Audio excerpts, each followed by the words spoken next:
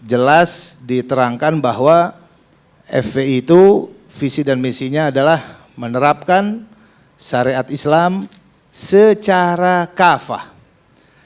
Ya, secara kafah, kemudian di bawah naungan khilafah Islamiyah menurut manhaj nubuwah melalui pelaksanaan dakwah, penegakan hizbah dan pengamalan jihad fisabilillah.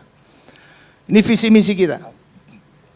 Dan di ART diterangkan apa itu yang dimaksud dengan khilafah. Jadi di sini saya perlu menerangkan sedikit tentang sejarahnya nih, tertulis seperti ini. Jadi kalau ADART yang pertama ini nggak keluar tulisan khilafah. Di ADART FPI yang pertama ini belum ada. Tapi bagaimana yang berikutnya kok bisa ada dalam Munas FPI? Karena di sini ada respon dari FPI terhadap adanya upaya-upaya untuk menyudutkan, bahkan ingin melecehkan ajaran agama Islam, sehingga kita perlu untuk membelanya. Contoh,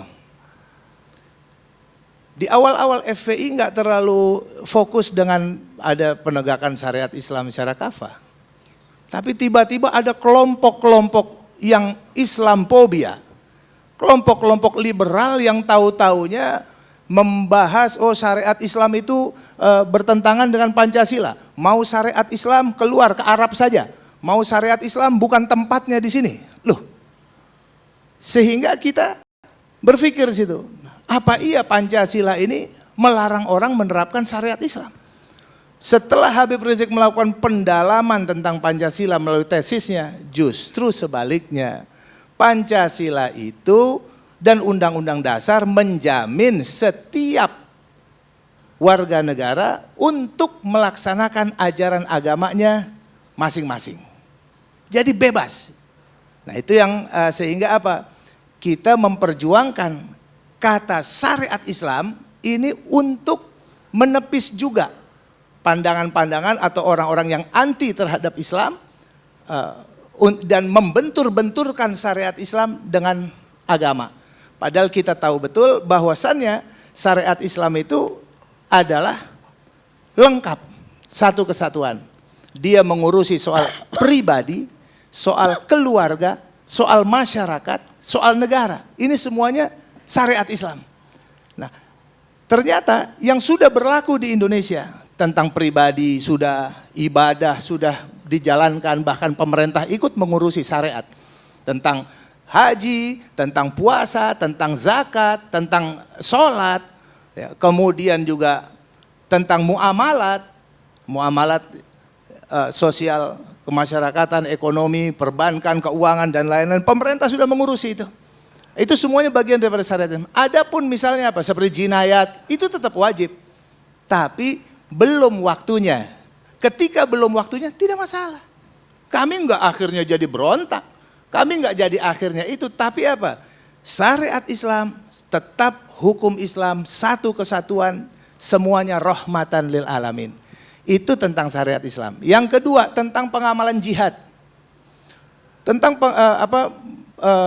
melalui jihad fisabilillah, ini perlu kita angkat ya Pak Karni.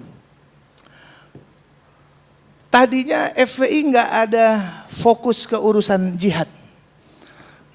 Tiba-tiba ada teroris, ada ledakan-ledakan di mana-mana. Lalu mengatasnamakan jihad. Lalu ada lagi kelompok-kelompok Islamophobia yang anti dengan Islam, kelompok liberal juga datang membawa isu jihad ini sebagai biang keladi radikalisme, biang keladi terorisme, sehingga kami sebagai orang Islam yang meyakini seluruh ajaran Islam adalah rahmatan lil alamin, kita terpanggil untuk meluruskan jihad itu begini. Jadi kita ini harus memberikan pemahaman Indonesia berdiri atas jihad. Indonesia, Pancasila bisa lahir karena jihad. Kalau tidak ada resolusi jihad para ulama, tidak ada Indonesia dan tidak ada Pancasila. Tahu-tahu sekarang jihad dijelek-jelekin. Jihad mau dihapus dari kurikulum pesantren. Jihad dilarang bicara jihad ke sana ke sini, identik dengan radikalisme. Oh, ini cikal bakal teroris. Kok bisa jadi ke situ? Jihad ini yang melahirkan Pancasila dan jihad juga yang melahirkan Indonesia. Kok tidak sopan sekali terhadap para syuhada, ulama dan berapa ribu yang semangat jihadnya mati syahid untuk lawan penjajah, melahirkan Indonesia. Sekarang jihad yang dihina-hina. Jadi kami ambil kesimpulan di sini, ini jihad harus dipertahankan. Justru ini bagian daripada Islam. Bagaimana caranya? Kita harus mengajarkan. Nah, termasuk Pak Karni, kita lihat nih punya pengalaman. Mungkin nanti bisa yang berikutnya. Di sini ada kaitannya dengan jihad juga. Yang terjadi misalnya di Poso. Pernah ada suatu saat. Tapi begini Pak, Ya. Pak Sobri. Yang dipersoalkan atau yang bikin kecurigaan adalah menerapkan syariat Islam secara kafah Ya. dan di bawah lindungan khilafah yang Islami. Ya, ya. Seolah-olah ingin mendirikan negara khilafah Islami seperti zaman dulu, begitu loh ya. Oke. Jadi kalau begini. saya tangkap tadi DPR keberatan. Baik ya, itu kan suuzonnya. Nah, kalau FPI dalam pelaksanaannya menanggapi penerapan syariat Islam tetap melalui jalur konstitusional, sehingga kami ada mengangkat tentang jihad konstitusional. Jihad konstitusional itu artinya ya kita berjuang semampu mungkin kita dalam menerapkan nilai-nilai syariat ke dalam undang-undang kita, sebagaimana orang-orang juga berjuang dalam kelompok-kelompok yang ingin merusak daripada agama juga berjuang ke situ, seperti pelegalan LGBT, usaha-usaha itu ada. Nah, sehingga FPI juga selalu ke situ arahnya. Nah, tapi tidak ada yang namanya kita melanggar aturan hukum negara, nggak ada. Naungan khilafah Islami itu maksudnya? Iya, ini di bawah naungan khilafah ala manhaj nubuwah. Sesuai dengan manhaj nubuwah itu artinya sesuai dengan aturan dan semangat